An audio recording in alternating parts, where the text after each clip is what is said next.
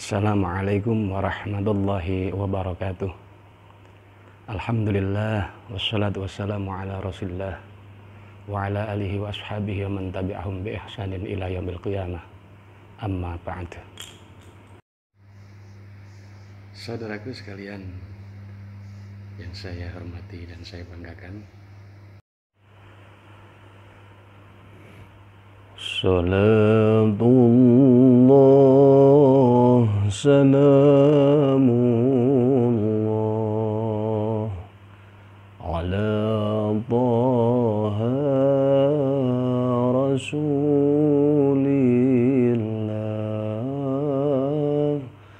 salatullah salamullah ala yasin habibillah,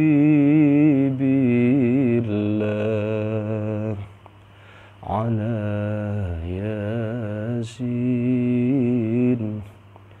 habibillah.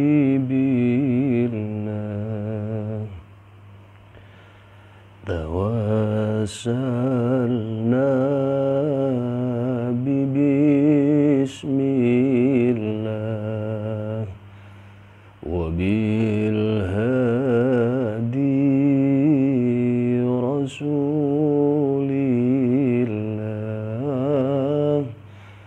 wa kulli mujahidin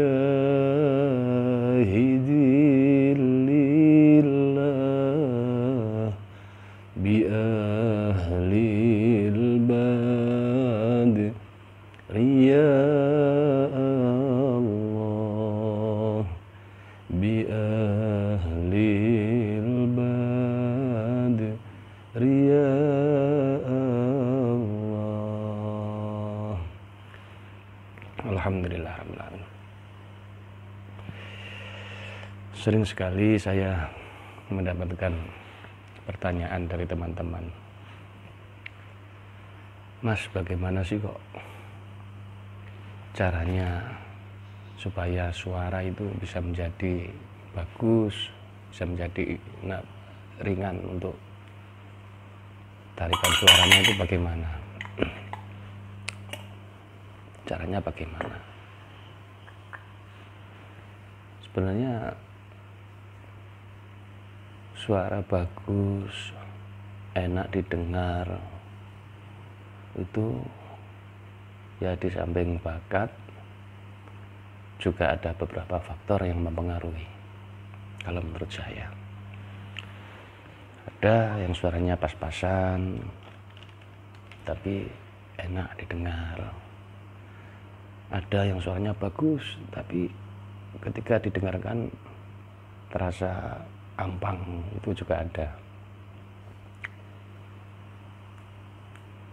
Jadi di sini saya mau memberi atau mau sharing tentang bagaimana suara bagus, agar bagus, ringan tarikannya ketika menyuarakannya, juga enak didengar. Itu langkah pertama, yaitu biasakan mudharasatil Quran. Ini memang lain daripada yang lain. Langkah pertama agar suara kita menjadi bagus, dan ketika melantunkan syair-syair, membaca Al-Quran, bisa enak didengar. Itu langkah pertama, biasakan mudharasatil Quran. Sebabnya apa kok mudharasatil Quran? Karena di situ, di dalam huruf hijaiyah itu, makharijul huruf, tempat-tempat keluarnya huruf itu mulai dari ujung bibir, lisan, sampai tenggorokan, sampai kerongkongan. Di situ terolah semua. Terbiasakan semua. Seperti alif, ba, ta, fa, jim, aj, ja, ji, ju, aj, kha sendiri ya, di sini. Ha, ain, ghin, fa, qaf, kaf, lam, mim, nun, waw, ha, lam, alif, hamzah, ya. Itu. Jadi kalau kita sering atau melanggengkan mudharasatil Quran, di situ secara otomatis vokal kita akan tertata. Karena masing-masing titik makharijul huruf ini sudah terbiasa. Sudah terbiasa. Mulai dari ujung bibir, lisan, sampai tenggorokan, kerongkong. Di situ. Yang pertama, mudharasatil Quran.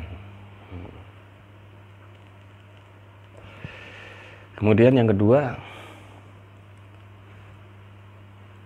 secara lahiriahnya kita rawat suara ini pakai ramuan tradisional. Pakai ramuan tradisional. Supaya bisa menggunakan lendir-lendir yang ada di dalam, yang bisa menghambat ketika kita masuk suara tinggi, bisa tersendat di situ karena banyak lendir-lendir yang over.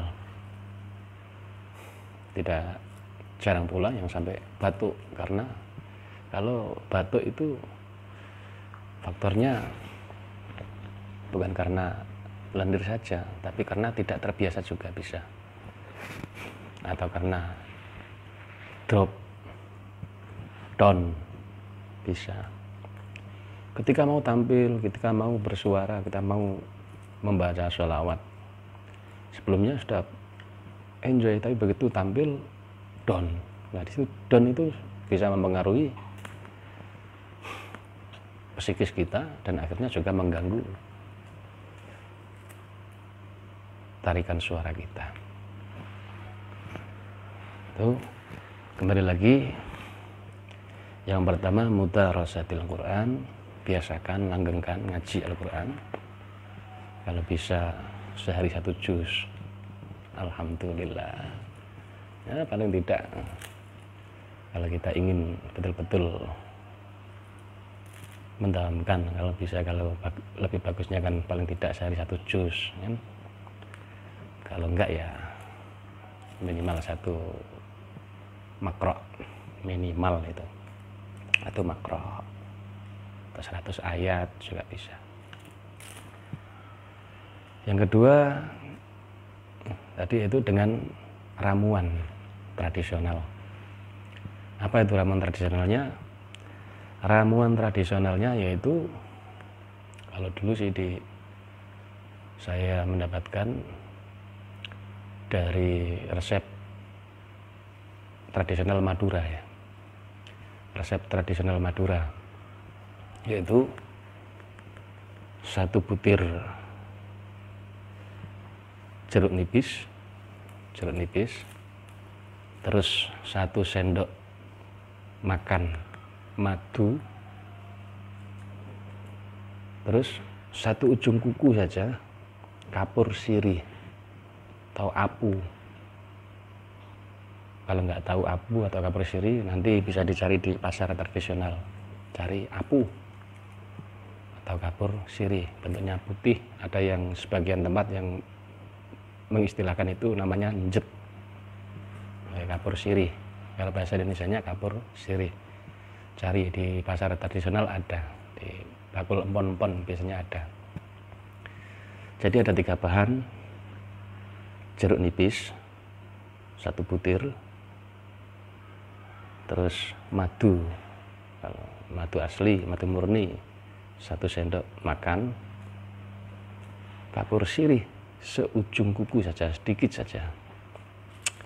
Beli di pasar 1000 dapat banyak, 1000 rupiah dapat banyak segini lebih. Bisa untuk apa? Terapi memerdukan dan membersihkan suara. Nggak sampai habis gini, paling habis gini sudah bagus.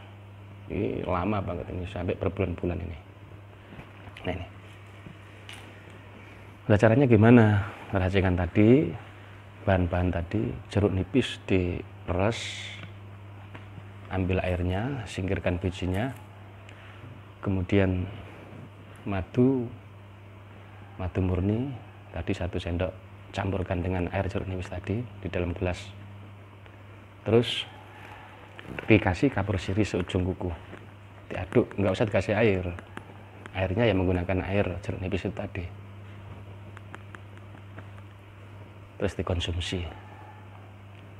Selama terapi ini lakukan sehari 2 kali selama 1 minggu. Sehari 2 kali selama 1 minggu. Nanti setelah 1 minggu berhasil, sudah rutin sehari 2 kali selama 1 minggu, ditambah 1 minggu lagi, tapi porsinya hanya 1 kali. Setiap mau tidur atau bangun tidur. Nah, tadi yang 2 kali setiap mau tidur dan bangun tidur. Setelah 1 minggu selesai, kemudian tambah 1 minggu lagi, tapi porsinya 1 kali saja. Ambil salah satu ketika mau tidur atau bangun tidur. Nah, pagi atau malam mau tidur atau bangun tidur. Itu.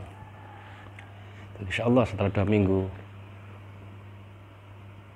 sampean bisa merasakan perbedaannya. Yang dulunya ada agak berat, di situ sudah bisa menjadi ringan dan merdu. Nah, itu termasuk salah satu solusi, salah satu cara. Banyak sekali sih cara-caranya. Di antaranya yang sering saya pakai itu dan memang terbukti. Nah, itu. Jadi pertama, biasakan mudharasatul Quran, membaca Al-Quran, ya. Terus cara merawatnya secara lahiriah, secara ramuannya itu tadi jeruk nipis, madu, dan kapur sirih. Sehari 2 kali, mau tidur dan bangun tidur selama 1 minggu. Kemudian diteruskan lagi tambah 1 minggu lagi, tapi porsinya dikurangi 1, cukup 1 kali, yaitu ketika mau tidur atau ketika bangun tidur. Ya.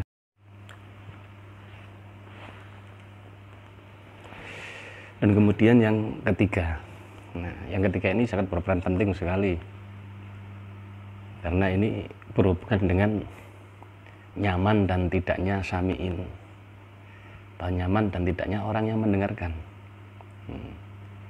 Karena tidak cukup suara bagus, merdu saja kalau nggak ada faktor yang ketiga ini, yaitu apa? Penjiwaan. Seperti orang bernyanyi, seperti ketika membaca salawat Nabi, syair-syair salawat Nabi, ketika orang azan, itu tidak cukup dengan suara bagus, merdu, dan kuat saja, tapi yaitu ada faktor penting di sini, yaitu apa? Penjiwaan.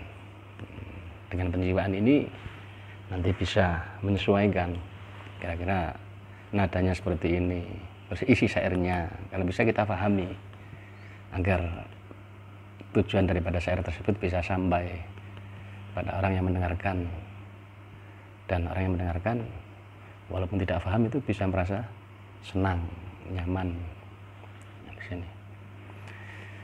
Sahabatku sekalian yang saya hormati dan saya banggakan, kiranya cukup sampai di sini dulu apa yang bisa saya sharingkan.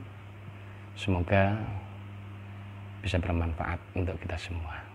Dari saya, apabila ada kekhilafan dari awal hingga akhir, Saya mohon maaf yang sebesar-besarnya. Wallahul muwaffiq ila aqwamit thariq wal afu minkum. Wassalamualaikum warahmatullahi wabarakatuh.